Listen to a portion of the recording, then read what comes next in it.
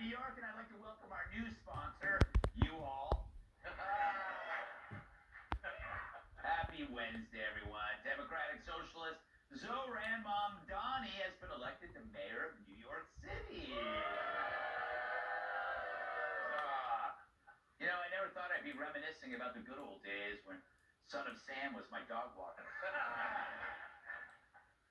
I haven't seen this many depressed New Yorkers since it got too chilly for me to wear bike shorts. Seriously, I haven't seen this many terrified citizens since Joy Behar attacked the Empire State Building. Crime has gotten so bad, the Statue of Liberty just bought a rape whistle. You can tell Andrew Cuomo's depressed about his humiliating loss to MAMDANI. Maybe it's time for him to retire. I know a few rest homes with plenty of vacancy. In other news, a woman who ordered medicine by mail got a box of human fingers instead. In a related story, Nancy Pelosi asked, "Where are my replacement fingers?" Speaking of Pelosi, sources say she will not seek re-election in 2026, although her face will. She said President Trump is, quote, "the worst thing on the face of the earth." What's the second worst thing on earth, according to Pelosi? You guessed it. Mirrors. Kamala Harris had a busy weekend in California. On Saturday, she attended the Yes on 50 rally, and afterwards, she attended a Yes on 40s rally. What a weird backdrop. The government shutdown has entered its 36th day, breaking the record as the longest ever. Things have gotten so bad, people are trying to buy food with their tramp stamps. Not even possible. And finally, a fourth Disney World guest was found dead this month. Police, however, are questioning the newest Disney employee. It's getting smaller. All right.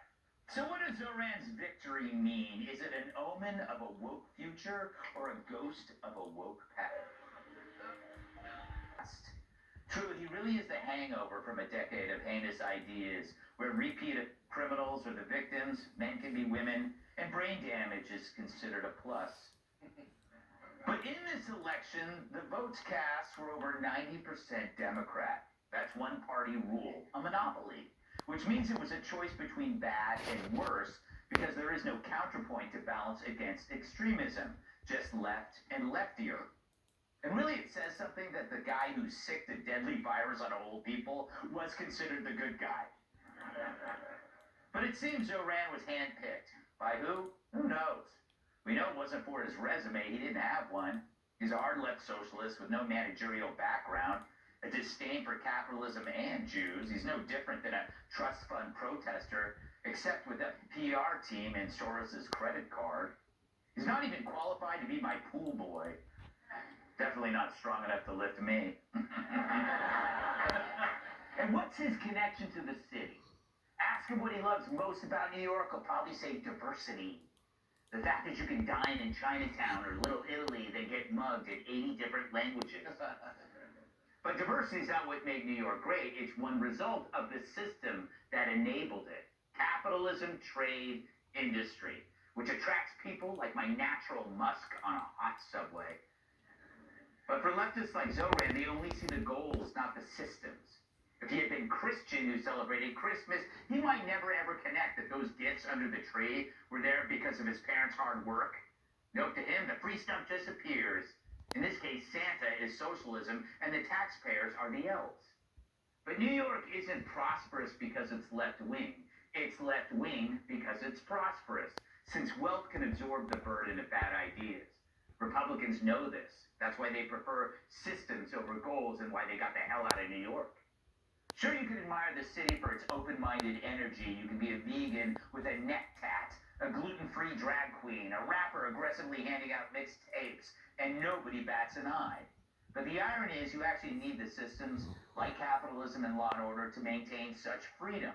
Without it, well, history has an answer. Lawless countries like Nicaragua or Chile in the 1970s ushered in brutal police states after widespread criminality. That's where it leads. So where does it lead here? Well, you'll find out sooner than you think. The next left-wing demonstration against the police will tell you everything.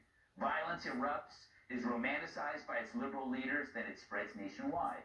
The fact is, we've already seen this movie before, and we know how it ends. Old Yeller has a happier ending. One police controversy, an ICE arrest, a looter roughed up, and the mayor will make the worst even worse. Remember Minneapolis after George Floyd? They had a tragically incompetent woke mayor, and the city went downhill faster than an 18-wheeler hauling the audience to the view. The city can handle a left-wing mayor, but only if no other crisis arrives. But they're banking on a crisis, and we know which way Zoran will go the moment it's the law versus the lawless. There will be no calm, resolute voice. There will be cheering. Meanwhile, real tragedies, the next rape by an illegal who will be released back on the streets, or the next stabbing by a homeless guy on his first free bus ride, that'll go unnoticed, as his allies in the mainstream media will pretend everything's fine. So step 1 is the election, step 2 is the incident, and step 3 is call the movers.